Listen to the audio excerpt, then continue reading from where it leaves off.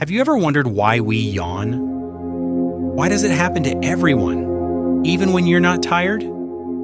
Yawning is more than just a sign of sleepiness.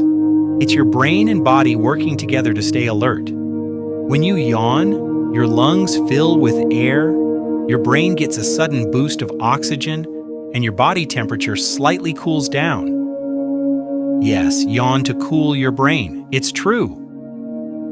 Yawns are also contagious.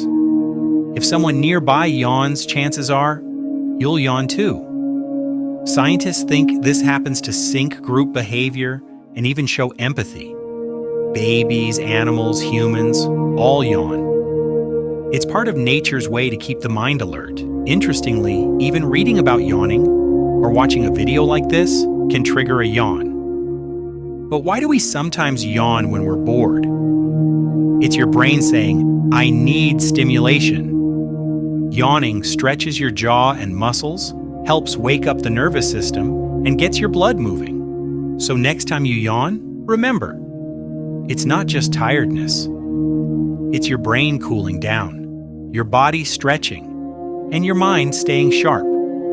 Subscribe for more curious answers.